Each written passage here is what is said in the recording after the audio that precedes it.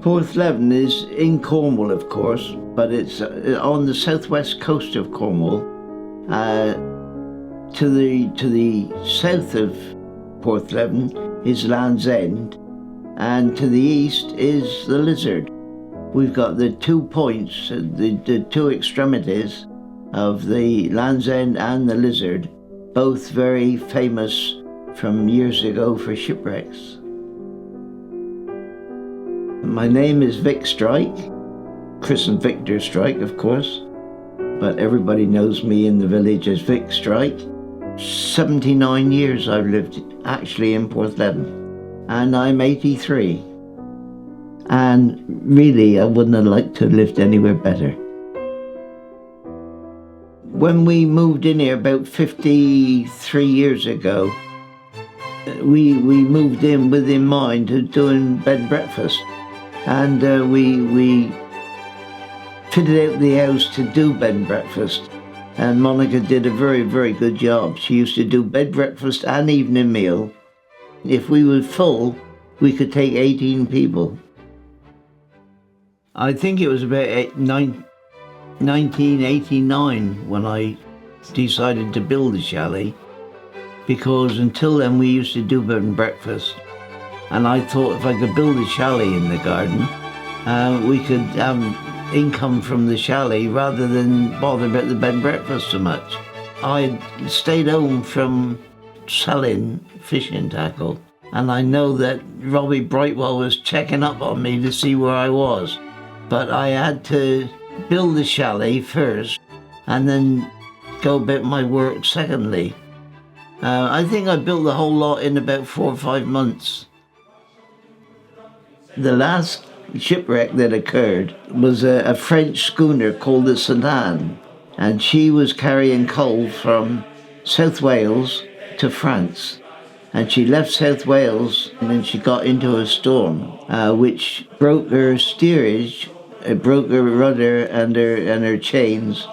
And so she made for Mounts Bay as a soft beach to get wrecked on. During the big storm, the building itself took a tremendous beating, and all the copper on the roof of the tower, I remember, got really blasted. And so we had a copper worker up there for weeks and weeks and weeks, cutting and putting new copper on the tower, which has made that waterproof. But at the same time, I had to have new timber put in as well, because the weather penetrated the copper and got through to the timber, and over a period of time it started rotting the timber as well. I started filmmaking, well, first of all, I went to work for Abu International, and I sold fishing tackle for them in about 7 counties. I went to work for Abu for 6 months and stayed for 10 years. Falmouth were invited to enter a film in the national competition from Land's End to John O'Groats.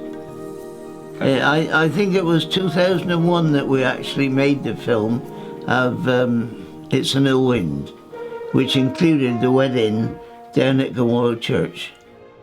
Towards the end of the film, William Russell did get to marry his girlfriend, and they decided that the wedding should be in Cornwall Church. Well, I remember phoning Cornwall Church and asking could I go there to do some filming. They said, no, you certainly can't. And they were adamant about it, and I said, well, hang on a minute, how do you manage if you film a wedding there? They said, well, we'd charge £25 for filming a wedding. I said, well, can I not just ask you, please, can I pay £25 and film a wedding? And they said, yes, you can. So that is why and how we came to use Cornwall Church to film the wedding. I went to see a film called The Dam Busters. And then, lo and behold, I found that the leader of the Dam Busters was Guy Gibson. And then I found that Guy Gibson was a distant relative of mine. And nobody in Porthleven knew anything about the Dam Busters or Guy Gibson. So I thought I had to make a film about Guy Gibson. And then when I saw the Dam Busters film and realised what Guy Gibson had done, that made me all the more determined. I made a film and I called it Guy Gibson and the Porthleven He Loved. They finished going over to Germany doing all the bombing raids, but Guy Gibson wanted the bomber command chief to let him have one more flight, and he let him go once more to be a bomb master. The idea of the bomb master was to tell all the other bombers where to drop their bombs. On their way back over Netherlands, they came to a lower level, and for some unknown reason, the plane was blown up, and both Guy Gibson and his co-pilot were both killed.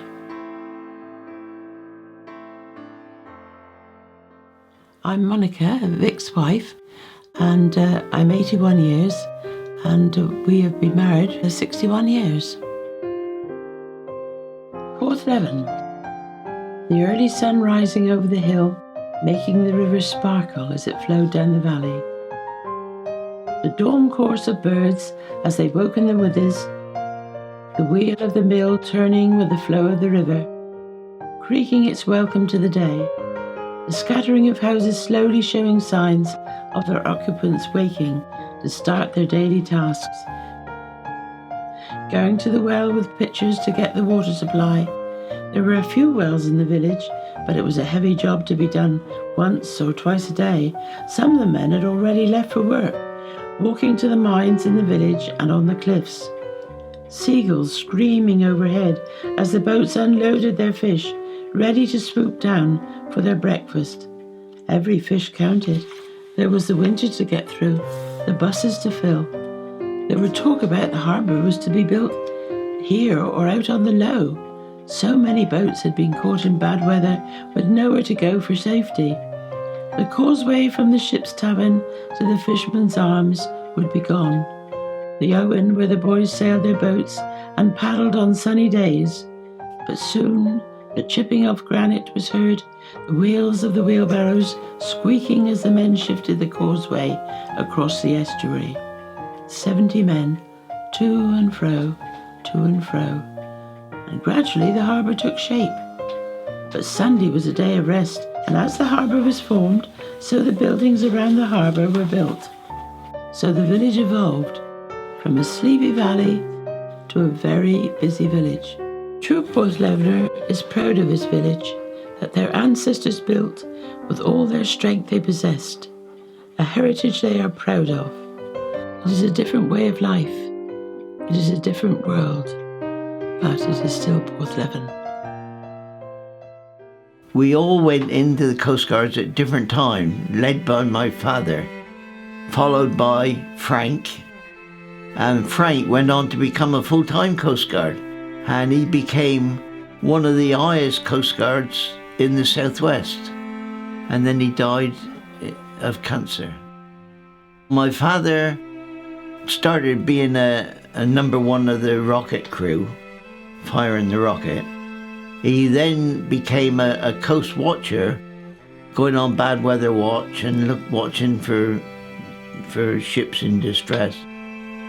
Back in 1932, when the St. Anne was wrecked on the beach, my father was the one that fired the rocket to the St. Anne.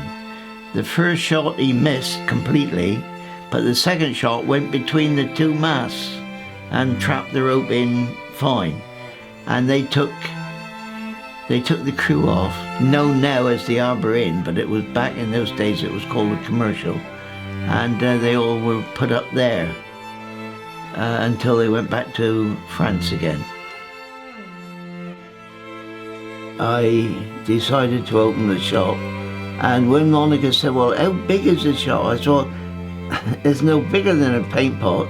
So we ended up calling it the paint pot, and it was a very tiny little shop.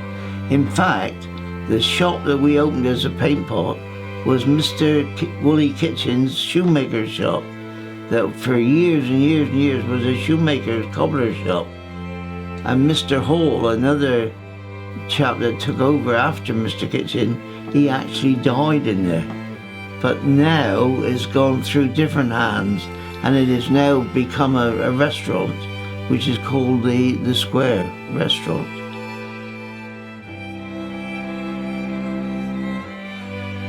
I remember some of the war. I remember the soldiers coming to Porthleven, the East Yorks first, followed by the Americans came then, quite some time after, and they were billeted in Tyrock Hotel, the hotel over on the cliff, and at Penrose Estate. Over 330 of them were billeted there. When they left for D-Day and went to France, most of the poor devils were either wounded or killed, and I think only about 30 of them survived, which leads me to believe how proud I am and pleased I am that we spent lots of times on Sundays just laying on the grass out at Tyrock talking to the Americans, and they telling us about their home.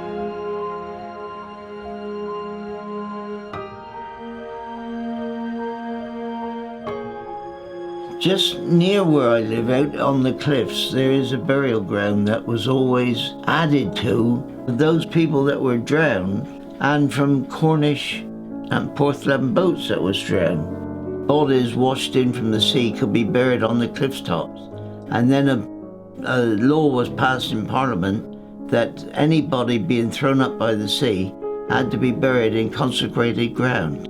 Anybody finding a body that was washed in from the sea could bury the body and have the right to go through their pockets, the pockets of the seamen, to take anything that they might have on their person, which would be classed as payment for burying them. I remember going out the wrestling fields when there was nothing very much there at all. My father used to get on his hands and knees and pull the grass away, and he'd say, "Look, come here, my son, come here. Look, there's one stone there, look. And that shows that there's only one seaman buried in that grave." My father, when he was ill, and he knew he was dying, he said he wanted to be buried with the seamen on the cliffs. He didn't want to go to any cemetery. Always my father had a leaning towards this burial ground, and he wanted to do something, so he did. He got the ground consecrated by a couple of ministers that went out there and said the necessary prayers, etc. And he then erected a cross on the site, and my father used to take me and show me over the cliff that you could see two leg joints sticking out through the cliff quite a way, like that. And it was where a man had been buried, and his two leg joints were sticking out over the cliff. Well, I remember after a bad storm, they weren't there anymore. So that had already fallen away, you see.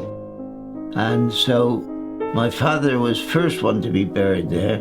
My father was cremated, and most of his ashes was buried there. And then my mother, in turn, when she died, she was cremated, and most of her ashes was buried there.